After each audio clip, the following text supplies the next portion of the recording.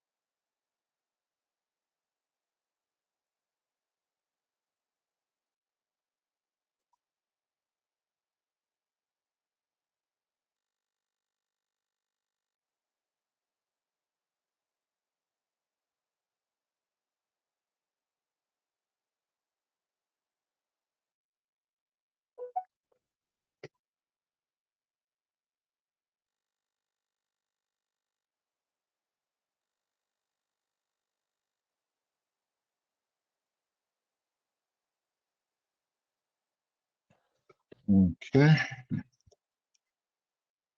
All right. We're waiting for a few more people to come join us, starting in about a minute or so. Make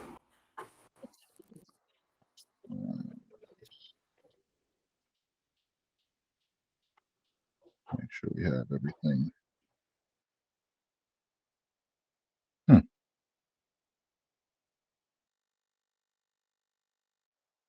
Kimberly, do you have the quick access turned off so people can just join? I have it. Okay. Yeah, it's on for me. I'm not sure why it's doing that. Okay. All right. Okay, good afternoon, everyone. Thank you for joining us. My name is Kaim Abdullah, and along with Kimberly Gary, we are the co-chairs for the People of Color Employee Resource Group. Along with the working parents, disabilities, women's, and LGBTQIA+, our ERGs are an invaluable benefit available to all of our employees. They provide safe spaces to discuss timely and sensitive topics that resonate with our diverse professional communities. In our ERG, many of the topics center around achieving leadership goals and the challenges our communities of color encounter when pursuing them. They range from understanding how to access resources, such as mentorship programs, to overcoming doubt and imposter syndrome. When looking for a speaker, we discovered we had an amazing example of what a leader can look like sitting within our board of directors. Many know Jamal for his athletic career, which spans 20 years both collegiately and as an NBA player. What many may not know is his post-NBA career has been equally impressive, amassing a business portfolio that includes restaurants, car dealerships, real estate, horse racing, hospitality, and of course, journalism. If anyone can speak about achieving success as a person of color across a myriad of business environments, we knew he could.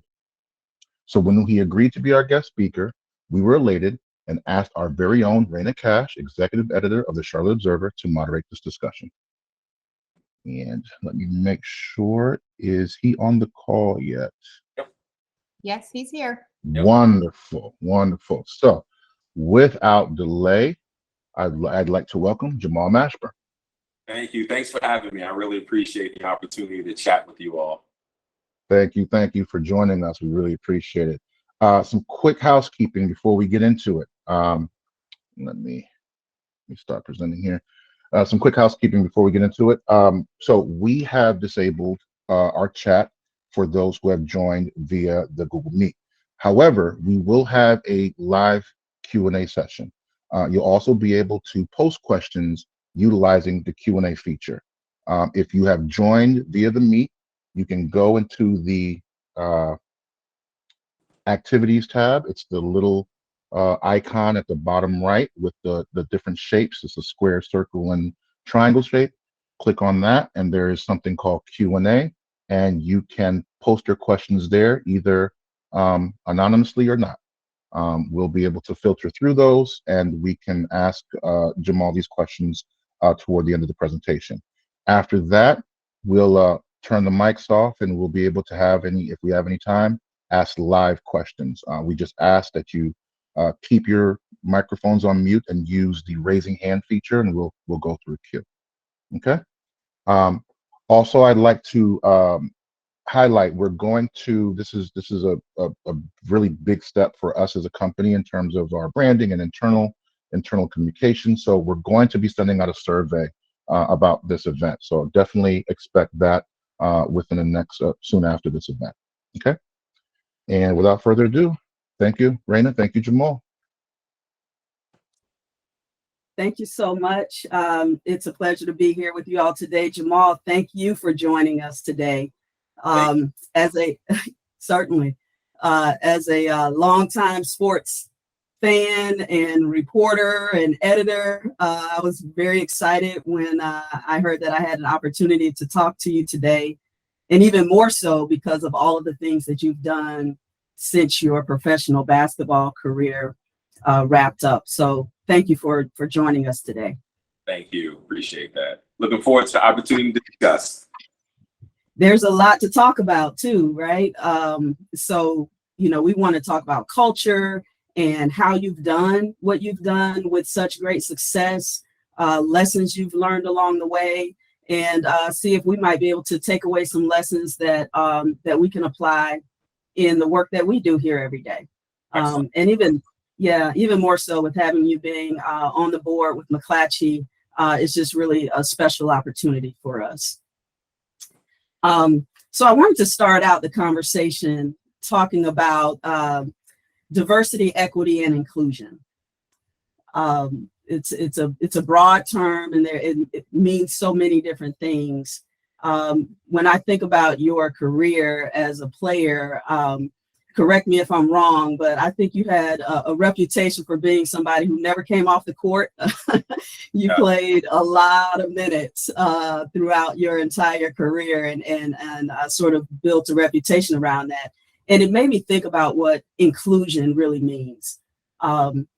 It wasn't enough just to be on the team. You wanted to contribute. And when we think about what inclusion means in a business space, it's not just having the job or being on the payroll, but what are we contributing? What role do we play? Do we have a voice at the table? And wondered if you might be able to talk a little bit about that and how you see inclusion and how you make sure it's incorporated in your businesses. Well, yeah, thanks. That's a very good question. And, thanks for highlighting the basketball career minutes played, because starting out when I was 10 years old, I came to the conclusion that the ball is very important, but as many opportunities as you have to be on the court was probably more important. And that's how I always looked at it. So it made me reevaluate, or I wouldn't say reevaluate, but evaluate my participation in how I was going to add value to the team. So what I came away with was I need to be as versatile as possible, play multiple positions. And that was the way for me to stay out there for extended minutes. And for my NBA career, I think I'm maybe top 25 or something, 37 minutes played for a 12-year career. And so I had the ability to play multiple positions, from point guard to power forward to shooting guard, and just didn't give the opportunity for the coach to take me off the court. That's how I looked at it. And from a business standpoint, the way I look at it is having a great skill set and also being able to understand strategy. But also, I think one of the critical parts, and I think with diversity, equity, and inclusion, is building relationships, and that goes both ways. And I think people get comfortable in hiring who they know and what they know. And I think over the course of the years, at least after the George Floyd thing, I think there's been a big push for people to get to know other human beings at the end of the day. And that's what it comes down to at the end of the day. It's not, I think we're all capable. I mean, there's different skill sets for different people.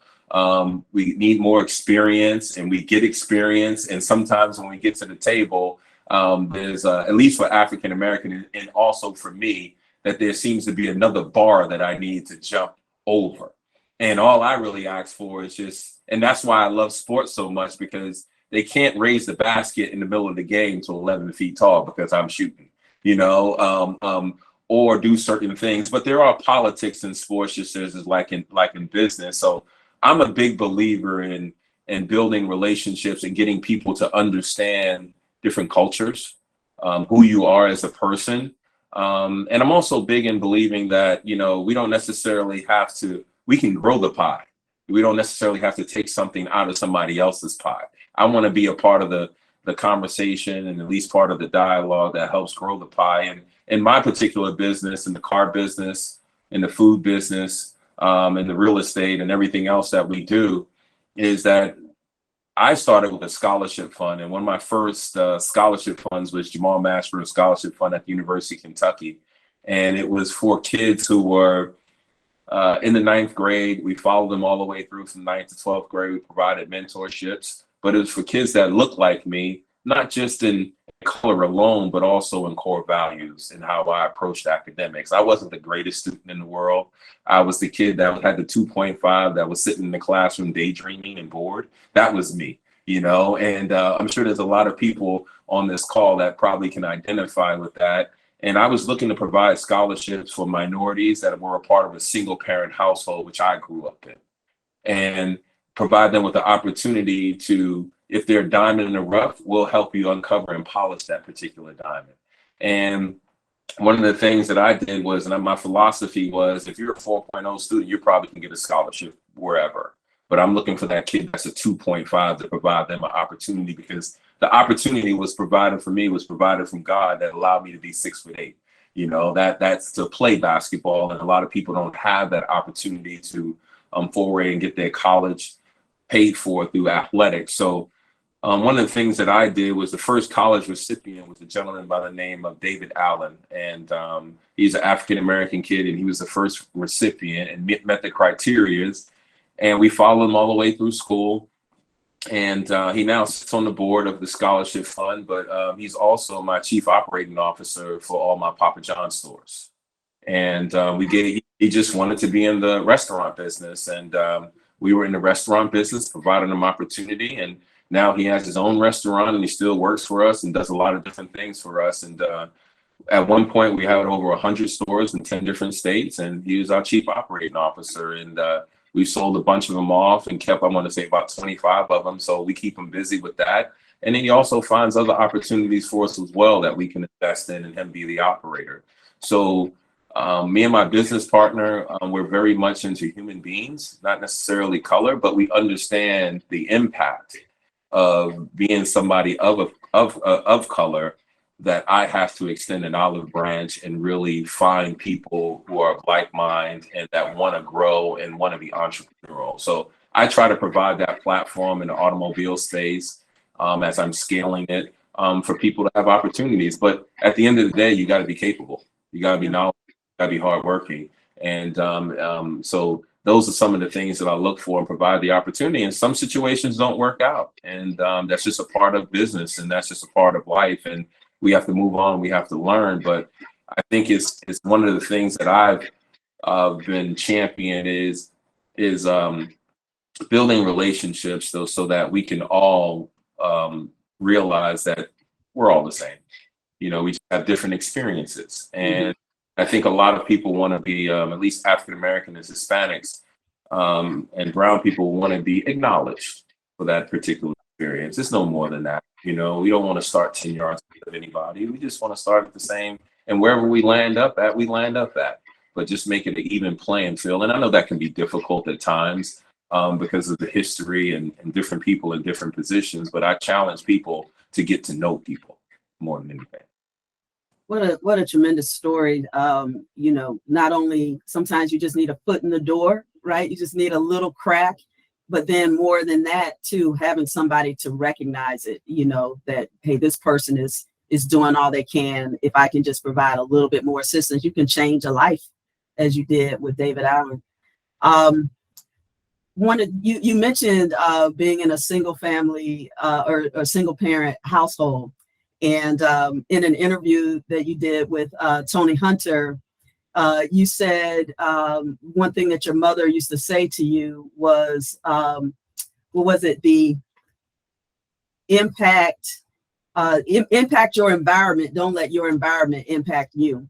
And stand up and stand tall. I thought about that and what that means. It's being able to fulfill your power, to act with power, and not sort of cower at the table. It's not just that you have a seat, but to be confident and comfortable with the power that you hold, and your voice. And sometimes that's a little uncomfortable, a lot of times for people of color in particular.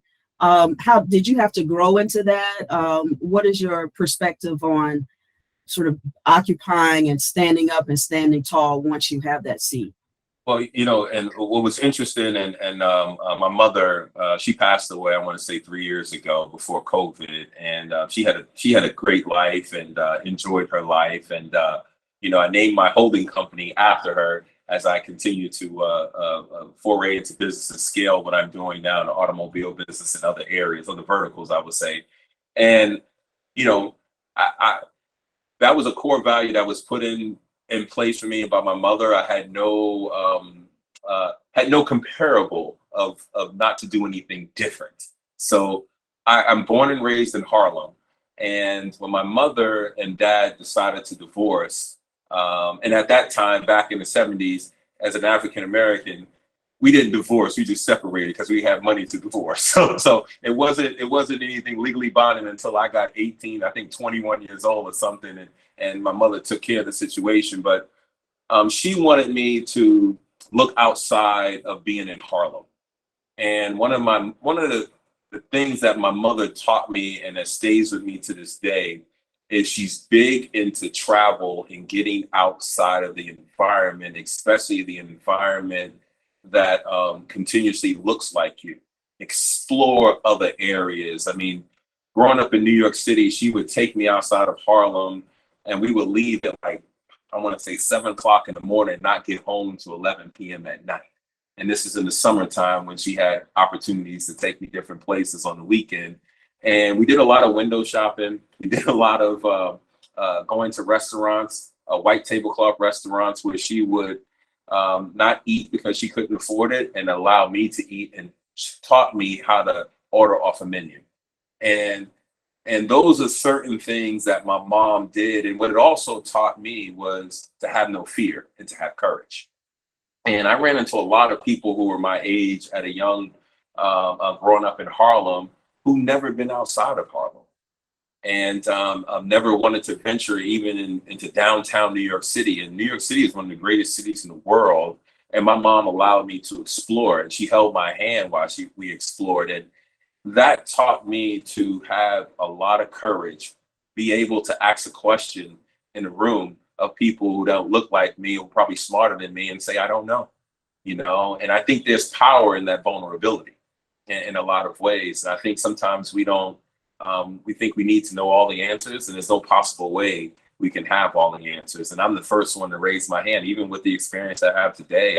There's certain things I just don't know, but I'm also willing to learn and curious about finding out where the information is. And that's a part of impacting the environment. And also there can be environments that are not, I wouldn't say worthy, but are negative environments to stay away from. And different places. I mean, there are certain people and certain entities that I just won't do business with because of their core values don't match up with mine, no matter how big the dollars are or how big the project is. I'm always looking at my downside. And for me, even growing up and playing college basketball in the NBA, I'm around a lot of tall people. And if you think about a tall person that grows up in this society, always tries to shrink themselves to fit into society and walking with the head down and different things like that. And my mom always taught me to walk with my head up, and I'm a big believer in that. And also having power doesn't mean that you always have to exercise it, and you can always bring people in and bring people together. I think the whole is bigger than the individual at the end of the day. And where I'm trying to go as a business person and as a father, as a husband, as a son, is I'm always trying to improve myself, and I'm always trying to get better. And I think that's a part of being the athlete in me that kind of never goes away. So I've always liked to impact the environment in a positive way. And just like my mother, when she left this earth, there are great things said about her in her passing. I want people to say the same thing about me, and that's impacting the environment. That's beautiful. You talk about wanting to always trying to get better, right? Sort of not letting grass grow under your feet, as they say down here where I'm from. Always trying to get a little bit better. And I've heard you talk about the 1% each day, trying to get 1% better. But my question is, if I can just not necessarily challenge that, but just wondering your perspective. A lot of times for people of color, we don't always feel that we are granted the time or the patience to make that incremental change, that 1%, that little better, that you feel like you have to make a big impact and you have to do it right away. Did you ever feel that kind of pressure, especially when you first began to enter into these various business ventures, that you needed to make an immediate splash, or were you comfortable with sort of gradual growth, gradually learning? And how would you advise people who are sort of faced with that right now in, even within this room? Yeah, let me explain the 1%. I think that part of it will help people is that I've had the opportunity I've always looked at my education being traditional and also non-traditional. And I've had the pleasure of playing for some Hall of Fame coaches, and they've all impacted me in a certain way.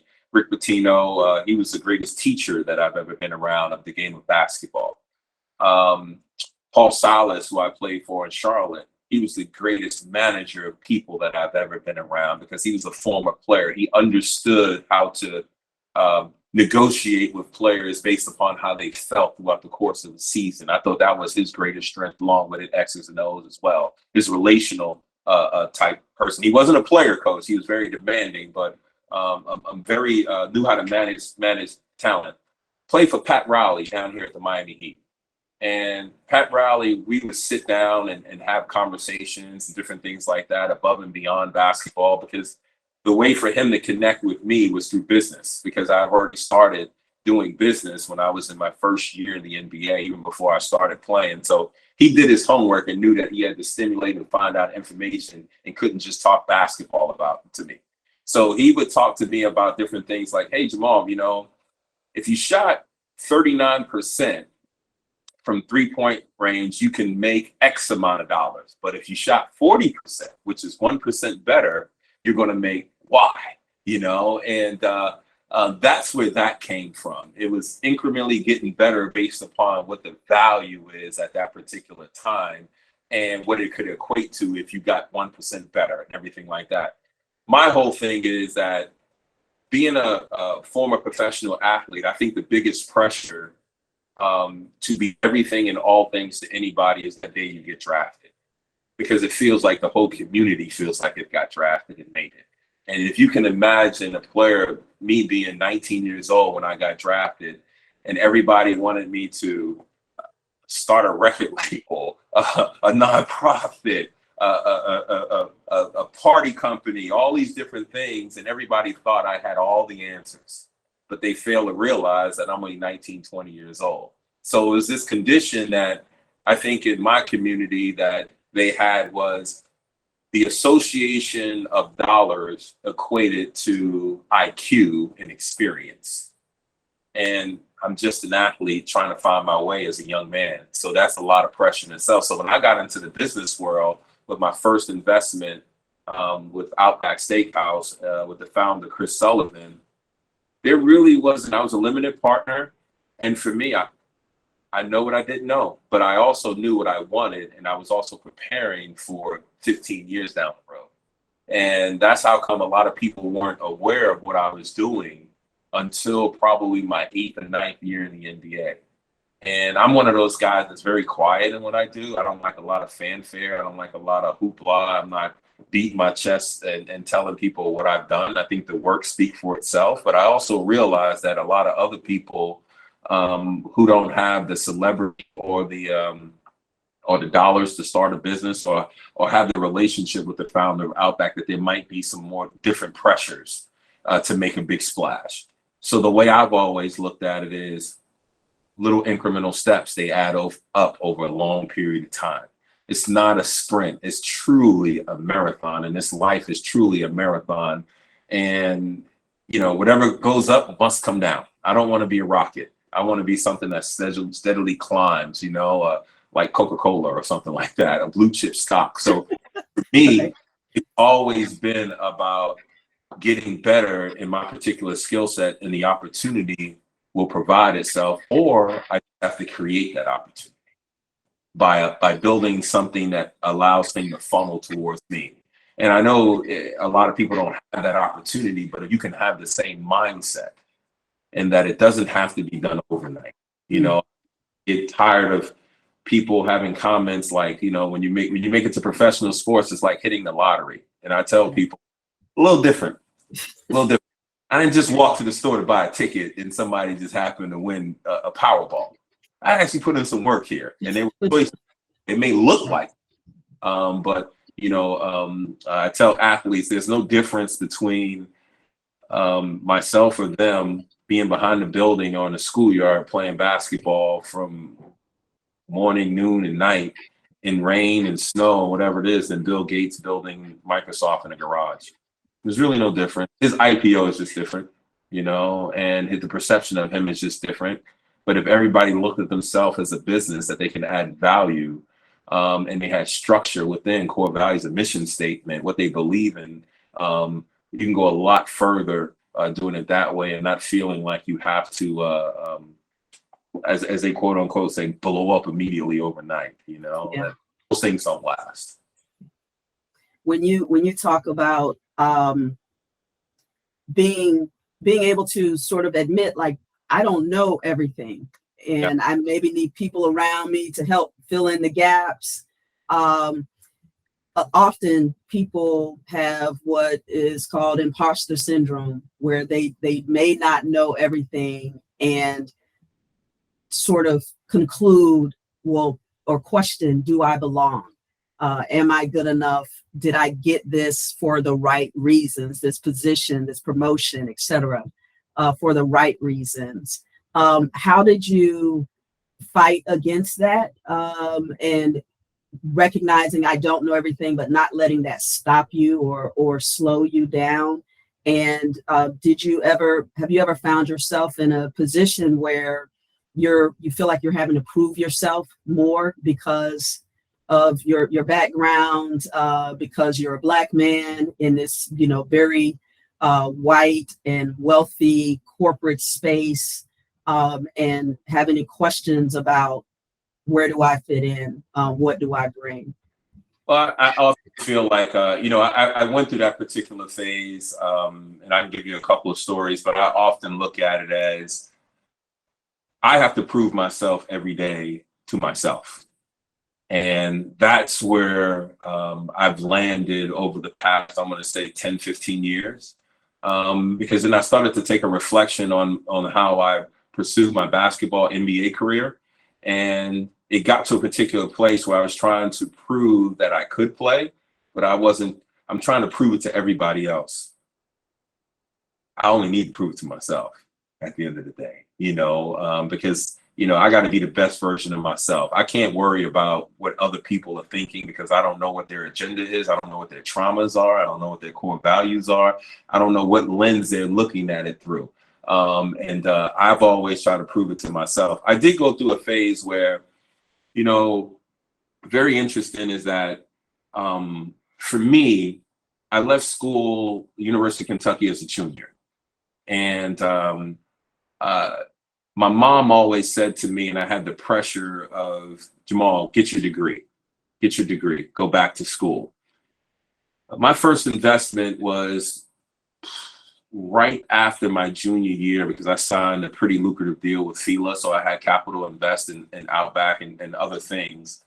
And from about a 10-year period of while I was playing, I was trying to go back and get that degree. And then me and my business partner sat down, and he was originally my business manager, and we've been together for 28 years. And he said something to me that really resonated with me. And I was talking about getting my MBA, doing all these different things. And he said something that was very interesting. He said, "Why are you doing that?" And I said, "Well, I think I got to go back to school. I feel like I missed a step." He said, interesting. He said, "Jamal, do you realize that the businesses that you're involved in, you've already got your MBA?" And I had to take a step back and really look at it from a global perspective rather than a perspective of what everybody else told me I needed, and I wasn't in a position where I was going to go work for somebody that I needed a certificate or needed a diploma to show and anything like that. I was actually hands-on and doing those things. And he showed me one day, he said, "You're already an MBA." And then I didn't take his advice. And I went to an MBA class in the University of Miami. I think it was a Kellogg School of Business or something. They had a branch down here in Miami. And I took a class and they had a case study that we were doing. And I walked up to the professor. I was like, "I got to go." And he was like, "What do you mean you got to go? You having trouble with the material?" I was like, "First of all, the material is based upon theory. I'm actually doing this stuff." So it actually brought home what he said and resonated with me, but I had to go through the process of really figuring it out on my own and having that experience. And so there are a lot of things that I've learned hands-on, and I really took the non-traditional route, and I had to graduate myself at the end of the day. And rather than having other people graduate me, so for me, I'm always looking, I'm a lifelong learner. And that's probably why I went down that particular path of the traditional education of getting that pretty much that certificate on the wall. But I realized that I didn't need it and I didn't need anybody else's approval. But my story is different than a lot of other people. And there's knowledge and the experience that you already have, and just being able to walk around and being from Harlem and being a kid that was a latchkey kid at 10, 11 years old, there's certain skill sets that I have that a lot of people don't have access to, and there's people on this video call that have certain skill sets that I don't have based upon their upbringing and their experience. I would highlight those and improve those and share those, and not as a way to show that you're better than somebody, but a way to connect to someone, to bring them into your world and to show them that we're all the same. Life is a great teacher, isn't it? 100 is the best. It's the life and travel and seeing other cultures. I mean, sitting in the classroom is great and all these different things. I was one of those kids that challenged a lot of teachers, so they put me out and said I was disruptive, and that's how they labeled me, that I'm disruptive. Yeah. It wasn't that I was disruptive, it was just I was curious. I was challenging. Well, how do you know that? Well, can you explain to me in a real life situation? Can you tell me $2 plus $2, but what are the cost of goods? Not just it falls on this particular side of the balance sheet and how you put it in or cash flow statement. What does it actually mean in real life? And that's what I actually search for. And I got labeled as being disruptive, but my mom always told me to have courage and raise your hand. And I've been put out of a lot of classrooms, and it's just I've been in a lot of detention when I was younger. It's a moment to applaud all of the kids who were called disruptive or whose teachers told them they talk too much and that kind of thing. And a lot of those folks are some of the most successful today. Yeah. Wanted to switch a little bit and talk about you've played in a lot of different cities. You've worked in many different organizations. You run many different businesses. Change is, I would imagine, constant in your life. And I'm curious how you have managed that and not let over time change sort of throw you off your game, but in some ways perhaps even accelerate you, push you towards something even greater. How do you manage change as an individual and in your various operations? I'm always constantly looking to put myself out of business, to be quite honest. I mean, And what I mean by that is I'm always looking for disruptive opportunities so that I'm ahead of the curve or a part of the curve and not the damage of the curve, if that makes sense. And so like in the automobile business, I always challenge my general managers, how are we participating in technology, not only front facing towards the customer, but how are we using it internally to be efficient? Change is always coming. I mean, even as a basketball player, when I played in the NBA, you come into the NBA, and I learned this lesson early, was you evolve over a period of time as a player if you're going to have an extended 10 plus year career. You're not going to be as athletic. You're going to have to find your role. You're going to have to be great at your role. You're going to have to pick up a skill set that identifies you as being, you're excellent at this. So for me, the greater of an athlete, I've always looked at, if everybody talked about Michael Jordan, Chicago Bulls, but I also looked at Michael Jordan when he was at the Washington Wizards. And that's when I really figured out that Michael Jordan was the best player ever, because he didn't have his athleticism. He didn't have any of those things that people saw on the commercials when he was jumping over people and doing this dynamic stuff in the air. He became a jump shooter. So he had to evolve as a player. And to me, when you take away certain things from people that are naturally gifted at certain things, you can really find out their true greatness and their true, how much they study the game, their approach and different things like that. So I've always taken the attitude of, things are going to consistently change. You just got to be ahead of it. You can't be just, as my mom would quote her, don't be a one-trick pony, and always be on the outlook for other things that are going to advance an industry and be somebody that participates in it. And I'm a big believer in, I find comfort in the unknown. And the reason I find comfort in the unknown is I was a latchkey kid, at 10 years old, and I was the only child. I had to be by myself quite a bit. So for me, I find comfort in change, and change for me really is the part of the ingredient for success and just empowering yourself, really. I often look for it. I often, want to shake it up a little bit, and that's why I think diversity and inclusion is such a powerful tool, because it provides a different perspective that others may not have, that challenge the norm, that facilitates that change. Mm-hmm. May or may not, but it provides another perspective of somebody else that causes them to look at something a little bit differently, that may propel them to a different space. Who, Jamal, are the people you would consider mentors in your life, and how have they helped you? Do you have a personal board of directors, as it's sometimes called? For me, I learned something a long time ago was I differ on the mentor-mentee relationship. Mm-hmm. And I had somebody share something with me one day. Was we were on a flight, and I think we were in Sea Island, Georgia. And I was traveling with the founder of Outback, and he was getting involved in another restaurant business. And we were chatting about, waste business and different things like that. And the conversation changed to mentors, because that seems to be the pathway for a lot of people. When you find somebody successful, you want them to mentor you.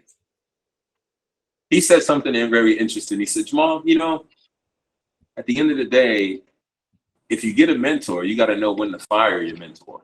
And I thought that was pretty interesting. I was like, interesting. I never even thought about it like that, firing the mentor, because we ever think it's evergreen, keep going forever.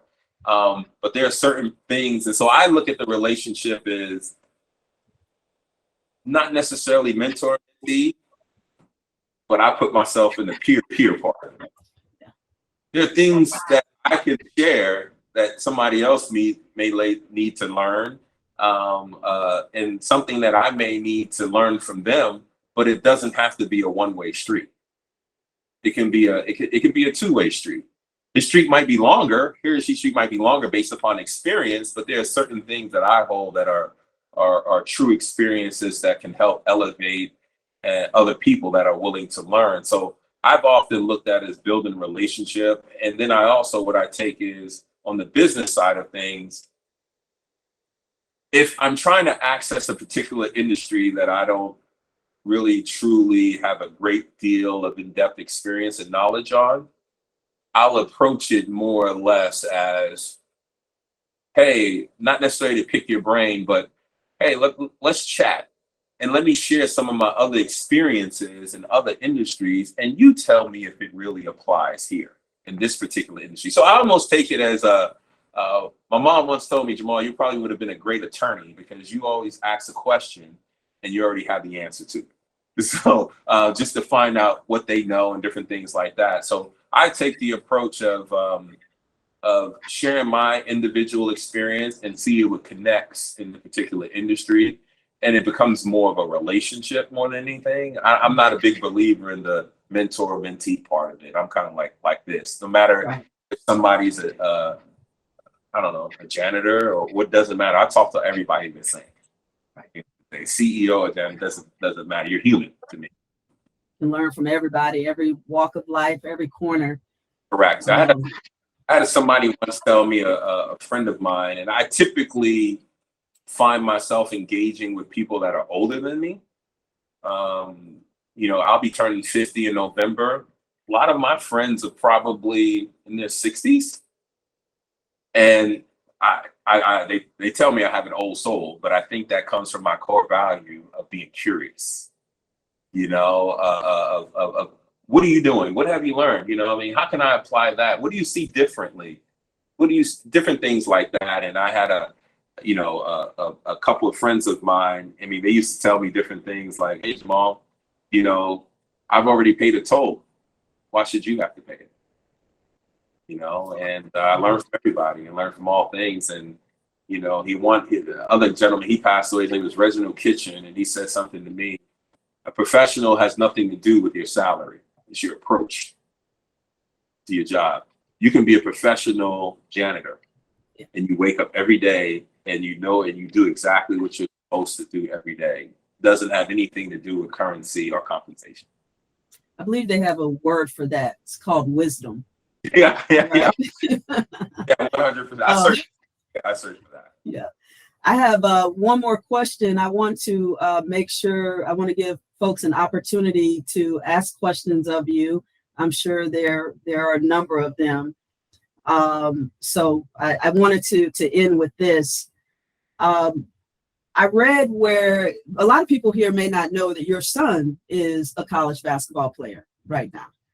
And I read where you said once that for all of the jerseys that you have in your home, you hope to one day replace those with his. And so you want to see him exceed what you've done, and not just in basketball, but also he spent his life seeing you in a business space as a businessman. He may not have ever seen you play basketball, or he was very young when that happened. And so, leaving that legacy. And I think for us as leaders of color in this company and in other spaces, it's important for us to not just do well in our jobs, but we want to do good. We want to do something with the opportunity and the gifts that we've been given ourselves. And I was hoping you can talk a little bit about that, about what legacy really means to you. Yeah, so for me, it's one thing that I've done is I don't take myself too seriously. At the end of the day, I consider myself to be very down to earth, very approachable in certain areas, except in bars where a lot of drinking is going on, where I don't want to be approached because that can be a little problematic. But for me, and my son, I have an older daughter. She's 26 years old. She actually works in the marketing firm that I own, and she's getting her kind of feel for what she wants to do. And my son decided to take the path that he wanted to play basketball. And he was named Jamal Mashburn Jr. And as I went through the process, and I had a time where I didn't put him in basketball until he was 9 years old, and he had to come to me and actually want to play. I put him in everything else, from lacrosse, baseball, soccer, all those things. And he said, "Dad, I want to play basketball." I said, "Okay." So we went through the process and everything like that. He's become very good at it. And one of the things that I wanted him to do was to be the best version of himself and not compare himself to me and allow others to infiltrate that psyche as well. So what I did was my ex-wife at the time, she would put up jerseys and different things like that. And then my son would come into the room and he would be in awe of those jerseys. And I said to myself, this is his journey. This is not my journey. My journey has already been completed at the basketball level. So I said to him one day, and he did well in a tournament or whatever, and I had the jersey frame. And I said, this is what I'm going to do. I'm going to take down every time you do something special or you have an accolade or meet a certain level, from winning a high school championship, going to college or whatever it may be, and going to the pros, hopefully for him. I'm going to take all my jerseys down and I'm going to replace them with yours. And he said, why are you doing that? I said, because this is your journey.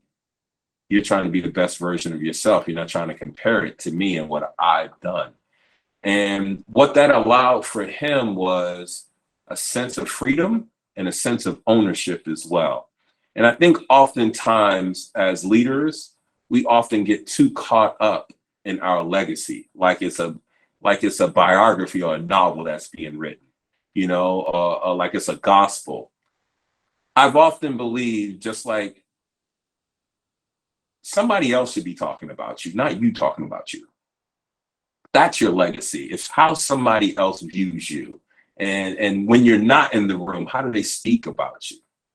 I love Deion Sanders as a person, primetime, and what he's done for Jacksonville State and how he is. But also Deion has created this own persona by him blowing his own bullhorn. And that helps for people and different things like that, where people get acknowledged.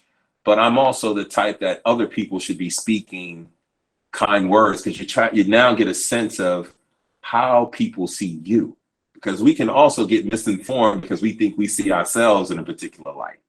I can see myself as kind, but somebody else who's probably dealt with me sees myself as not kind.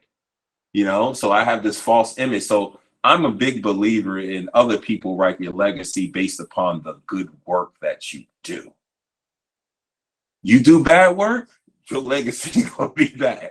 I allow it, and I leave that up to everybody else. And I didn't want my son to feel that he was always comparable to me. So now when he's at the University of New Mexico and they bring up the dad situation, me being a former NBA player, my son's first response is, I'm gonna be better than him. Not, I'm trying to be better than him. I'm going to be better, because I've instilled it in him that, hey, dude, you beat me at 13 years old playing basketball. I'm the best player you can ever play against. So I'm always empowering him, and then I also utilize basketball as a backdrop for life for him, not to take it so serious. And there's certain lessons that can be learned through athletics that can be applied to real life. But there are also certain lessons in athletics that have to be left in athletics. That can't be transferred over. What happens in the locker room, how we speak to one another, different things like that. But your work ethic, being able to pivot, being unsure of yourself, how to be a part of a team, how to follow, how to lead. So for me, what I wanted to teach him was, this is your journey. And there's certain things that I don't do with him. Like, I don't go to a lot of his games because I don't want to be the show. This is his show, so I remove myself from certain things, and so that he can have ownership of it. And then also what I'm conscious of is the things that I'm transferring to him, I want him to transfer to his kids. To me, that's legacy, and I don't own that information. I'm just the receiver and a passer along of what my mom taught me. So legacy, I leave that up to people who jot down Wikipedia, different things like that, and how they want to see me. But, you know, I don't own that. It's how I made other people feel and other people respond. They own that. And if I do good work, good things will be said about me. Fantastic. Thank you so much. I have a rapid fire. Will take 5, 10 seconds, and then we'll jump right into Q&A with Kimberly. We'll pitch some questions to you. Early riser or night owl? Night owl. Podcast or books? Books. 2 things you do every day to alleviate stress. Workout. It would be first of all, workout. And one is I play basketball 3 times a week. 3 times a week. I've found that I've gone back to my roots. When I originally started playing basketball, it was by myself. And now I find myself by myself. Well, now I have somebody I train with. He rebounds the balls. I'm not making a lot these days, but anyway, I'll probably do my best thing for me. Excellent. Thank you so much, Jamal. Appreciate this time. We learned a lot from you. We still have more. Kimberly, do we have some questions that you'd like to present to Jamal? Yes, we do. We have a couple in the Q&A that I'm going to bring up. And thank you again so much, Jamal, for your chat. It was very informative, very inspiring. But the first question we have, it does thank you for taking the time to talk with us today. And I love the way your mind works. So what is your favorite part of being an entrepreneur? Favorite part of being an entrepreneur would be the unknown, would be the challenge, problem solving. And to be quite honest with you, in some instances, I think there's a little bit of independence attached to that as well. Okay. And the next question, it said, can you speak about personal responsibility and creating opportunities for yourself, not waiting for others to do it for you? Yeah, that's a great one, and that's one that my mom instilled in me. It's almost like sometimes I find people wait because they're how do you say insecure about certain things. I'm the type of person that I don't necessarily do well around the edges. I go straight to the middle. I'm pretty much a guy that and have understood how to do that without being offensive. Is that if I can say that? I just definitely believe that you have to, anything in life that you want, you have to be a self-starter and going to achieve it. I think that's a part of your equity. You know, it doesn't necessarily have to be capital all the time. It can be your sweat equity. I think there's a lot of things that need to happen. I was listening to something earlier today where it talks about a bamboo tree. A gentleman was saying that the bamboo tree, this one bamboo tree grew, but it didn't grow when a seed was first planted. It took 5 years underneath the surface to grow. And so that, to me, that's the self-starter part. You know, a lot of things that are done behind the scenes where people don't see, that I think we need to individually, as people, as a person, in order before we start something, there's a lot of work that has to be done on not just the business, but like we take it to a personal level. And I tie business and personal together because I'm a big believer in, if you don't have a clean house at home, and there's no way you can build a clean house somewhere else. You know, that dirt seems to travel, you know, and I'm just a big believer in you initiating. You have to be the initiator of your dream.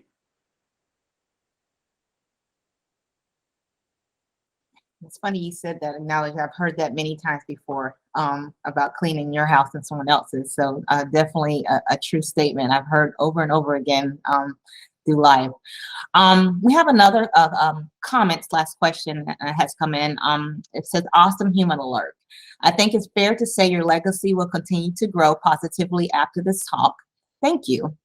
For those of us that do not know you, can you tell us what brought you to McClatchy? So great story. What brought me to McClatchy was actually our CEO, Tony Hunter.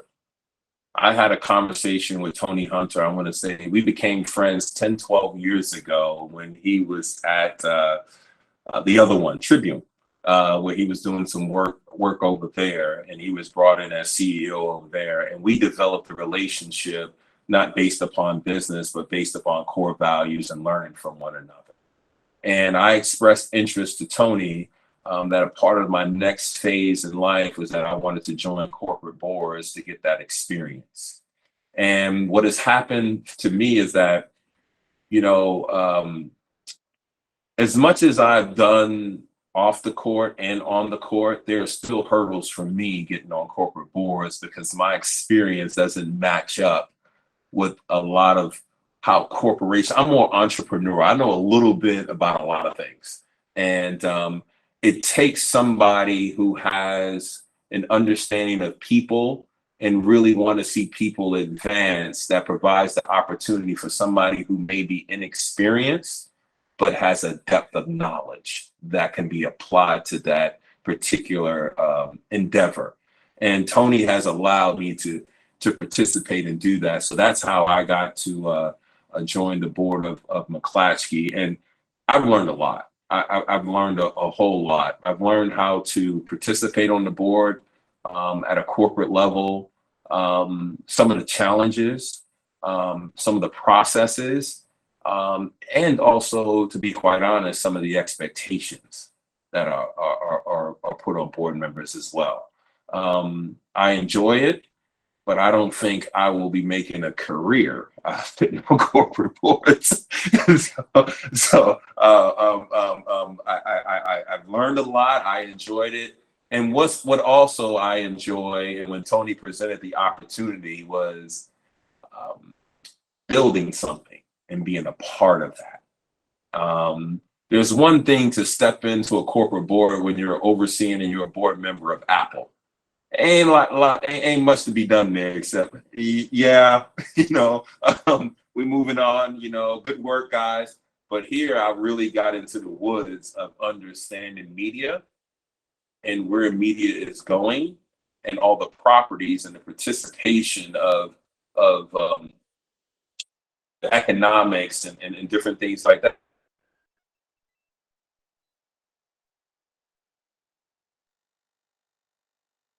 I think we got some technical difficulties.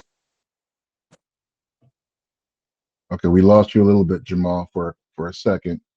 All right, got me? Yep.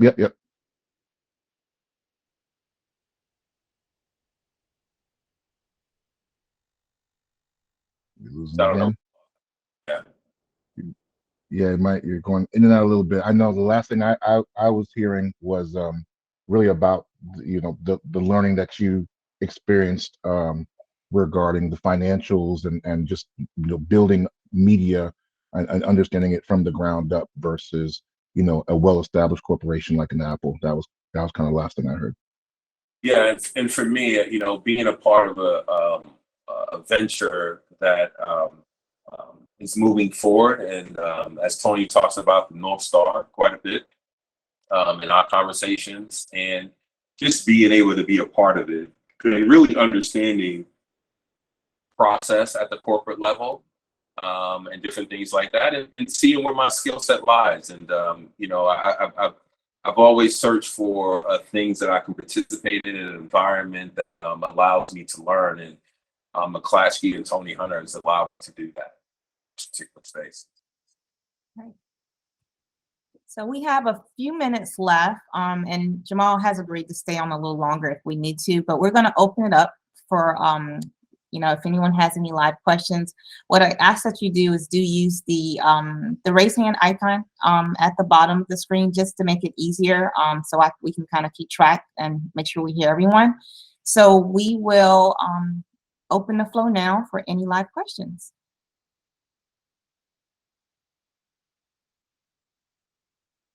Don't be shy.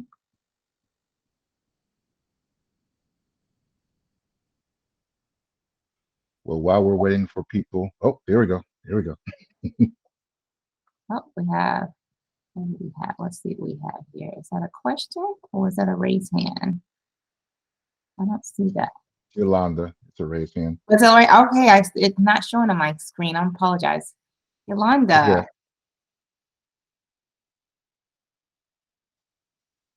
You have to unmute your screen. Are you able to unmute?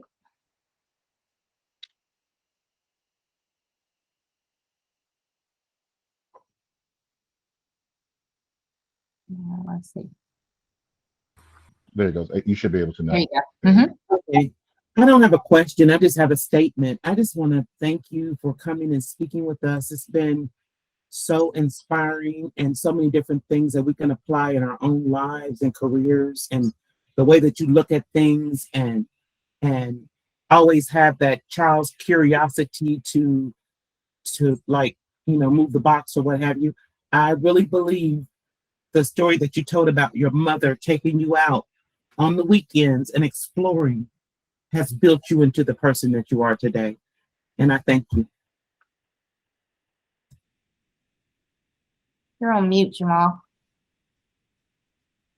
Sorry about that. Thank you, Yolanda. I really appreciate that. That means a lot to me. I love doing these things, and I love the feedback, and I love the acknowledgement. And you're 100% right. My mother was still is, somebody that instilled a lot into me and exposed me to a lot of different things the right way. And by her having courage to take me outside of Harlem and her exploring and grabbing my hand and different things like that and coming along the way, it's actually propelled me to make different decisions in life that a lot of other people wouldn't make. I'm not a guy that stands pat. I constantly want to improve and explore different things. And, a kid that came from Harlem and now lives in Miami Beach, I couldn't fathom that if my mom didn't take me outside of Harlem, So I've learned a lot through interacting with her on those long train rides and different things like that. And I try to provide that to not only my kids, but other people that I can share it with. So thank you, Yolanda, and everybody on this particular platform for spending their valuable time engaging with me and vice versa. Looks like we have one more raised hand for a live question. We have Kevin. You're up next. Yes. Hello. Jamal Mashburn, Monster Mash, huge Miami Heat fan. Loved watching you, man, when I was in middle school. So as a member of the Miami Heat organization and playing under the great Pat Riley, can you share one thing that you stood out that Coach Riley did on a consistent basis to implement that championship culture? Yeah, I appreciate the question. Thanks for the middle school comment. Makes me feel old right now, so I thank you for that. So now what I will say, Pat Riley, and let's take championship and let's just put it in the form of culture. I got to Miami Heat. I got drafted in 1993 to Dallas Mavericks, stayed there until 97 and got traded to the Miami Heat in 97.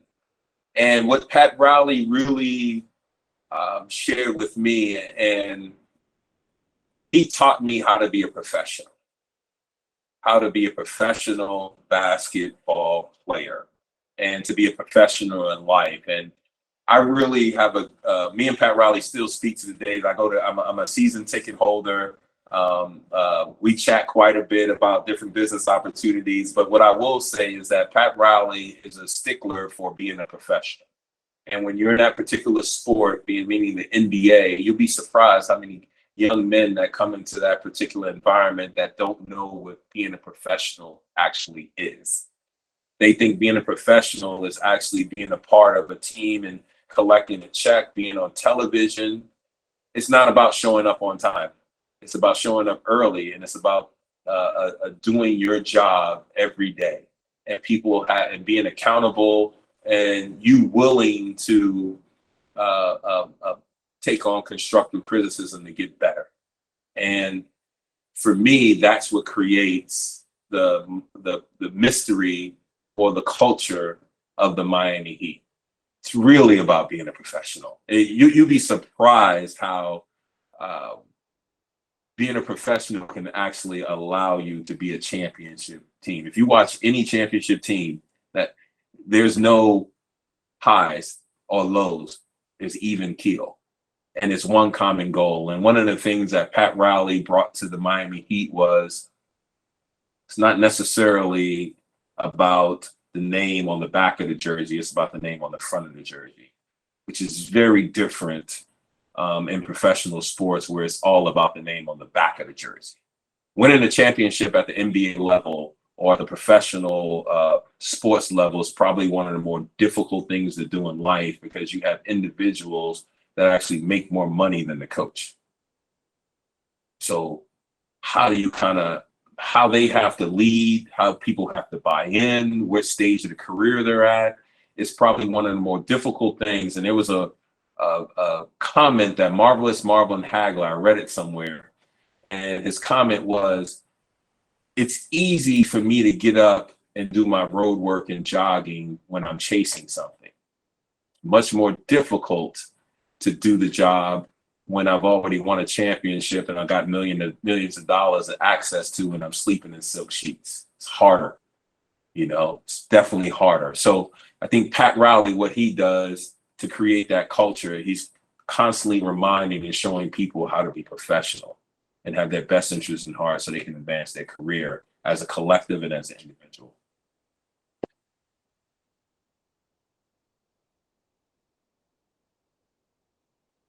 Oops, couldn't find my unmute button. So it looks like we have one more raised hand from Todd Jones. What you got, Todd? Hey, Jamal, it's an honor to speak with you. I'm going to not make you feel as old. I'm a Lexington, Kentucky boy. You were a freshman at UK. I was a junior. So not feel as old. I was a junior in high school, I should say. You were the reason why UK got back to where they were. And as a fan, I want to say thank you for that. But you mentioned culture, growing up in Harlem and then coming to, little old Lexington, Kentucky.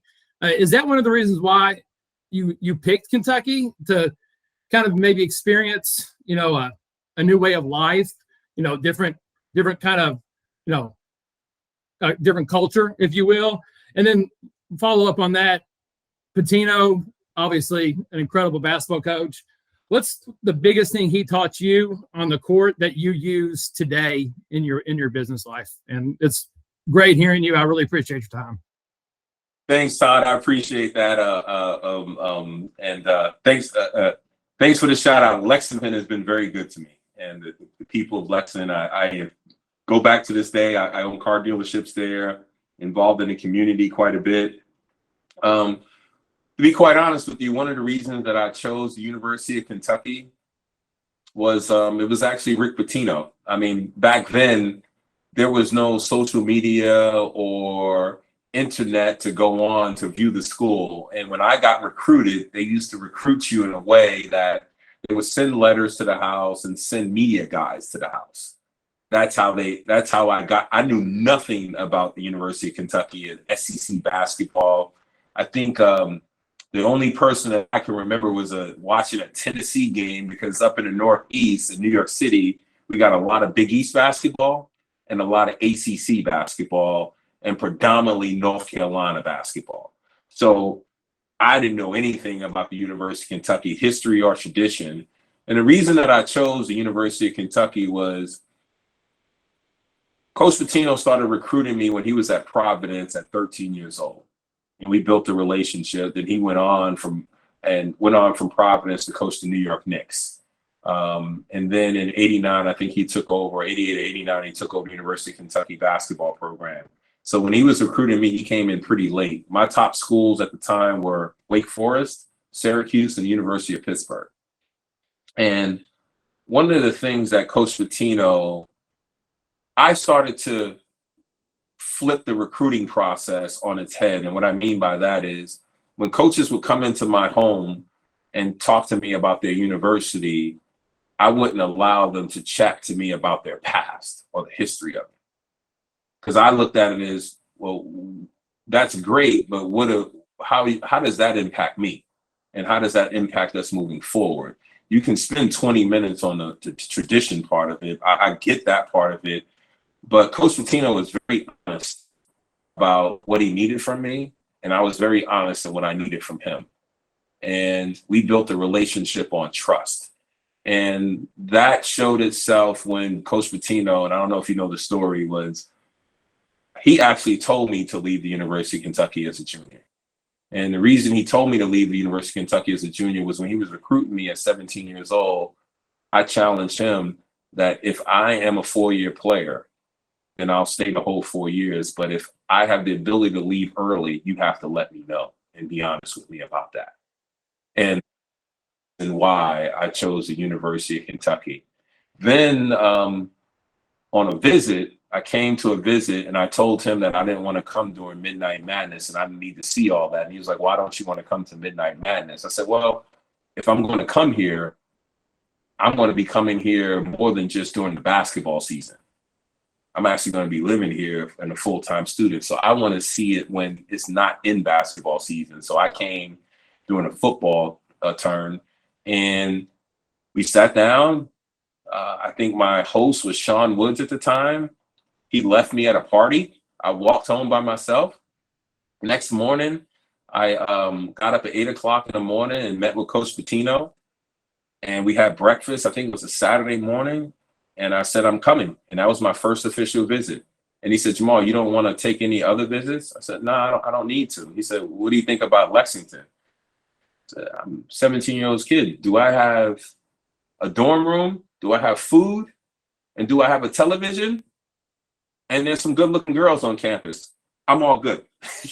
So that was it at the end of the day for me. And I wound up taking a visit to Syracuse University and told the coach that I'm not coming and came to the University of Kentucky. And it was the best decision that I made in life. And my mother, she was born and raised in Beckley, West Virginia. And so the environment for me was, it didn't really matter as long as I had good people and honest people around me. You know, that was probably the most important things. And for me, I didn't need another city to go to or anything like that. So I wanted to be around honest people that had my best interest in heart, that just wasn't recruiting me as a basketball player. They were recruiting me as a human being and more conscious of that. And that was important to me because I think at the end of the day, the basketball part of it, that goes away, you know, at some point. And you can get hurt, whatever it is. But I wanted them, if you treated me as an All-American and recruited me, treat me that way throughout my whole time there. You know, I didn't want the relationship to be adjusted based upon my production.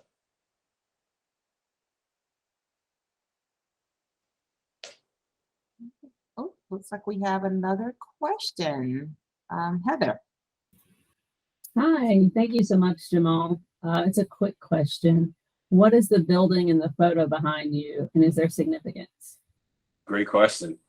That's actually the projects that I grew up in. That's the building I grew up in. That was, I grew up on 159th Street and 8th Avenue. It's called Colonial Projects. And my fiance, when we first started dating 5 years ago, one of the issues that she had with me is that she had trouble buying things for me because, you know, I'm 6'8", so you can't go shopping for me at a regular store. There's nothing that I need. I can't wear anything off the rack. And I'm mostly into memories more than anything. And she hired a photographer and sight unseen, he went out there and he got a photo of that building. I grew up in apartment 8E. And for me, it's a significance for me is like, I live on Miami Beach and I'm a kid from Harlem, you know, and it reminds me every day, not that I need a representation of it, but it also gives me a sense of home a little bit, you know, and I always thought I would be successful in life. I just had this knowing and when I was a young kid, and that kind of brings me back to that time. And you know, and it's a beautiful photo, and it represents you know, a lot for me, and not only how that project has changed, but also how I've changed, but maintain my core values and foundation. Thank you for sharing that. Wow. Yeah, that speaks a lot of volume there. Really does. Kind of give me chills. Great. So it looks like that is the last question that we have. So I'm going to turn it over to Kai, who's going to close us out. Thank you very much. Thank you, Kimberly. Thank you, Jamal. Thank you, Raina. This was amazing. So many jewels dropped. Jamal, you were talking about New York. Being a fellow New Yorker brought me home. You could hear it, the accent coming out now. You Yeah. know, just and the projects, and I was ooh, like you said, it's amazing. And I live in Durham, North Carolina now, and it's such night and day, and it's really nice to appreciate that growth. I'm hoping everyone took away some of your jewels and some of these leadership points that you spoke about. I know for me, the two things that stuck out were, you admitting being a board member was something that was new for you, was something that you didn't have experience. Being a person who's had the kind of career you've had, both athletically and in post-professional athletics, still being in that space where you're like, hey, I didn't have the experience to really do this. I had difficulty. Hearing someone in your position saying I have difficulty, I think for me, who's trying to get to my next level in my career path, that helps. It's like, okay, that it's not just me. It's not a personal attack. This is just something that we've got to figure out and work through. So that was something that I took away. And the other thing I really took away, you said I had to graduate myself instead of waiting for someone else to graduate me. Woo, man, let me tell you, that one I'm taking home with me. That was great. That was great. I want to close it out. I want to thank those who came to participate and watch. Those who stayed after. We were 16 minutes after, but I appreciate you guys taking the time out and getting this opportunity to talk to Jamal. I want to highlight once again our ERGs. These are our benefits. These are our benefits, just like our 401k, just like everything else. And really encourage you guys to sign up. We'll be sending out, along with our survey, we'll be sending out the form again. Myself, I'm the co-chair of the PLC ERG, but I'm also a working parent. And I have 2 children who I'm actually getting tested on to see if they're on the autism spectrum. So I'll be, joining the disabilities ERG. So, these are things that I think, a company like McClatchy is really trying to highlight the diversity in the workforce. These are really valuable resources. So I definitely want to shout out our ERGs, our ERG, Women's Disability, LGBTQIA+, and working parents.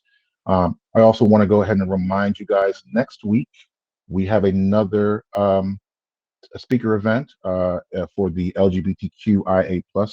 It's November 17th at 2. The speaker is Adian Dowling, so please join us then.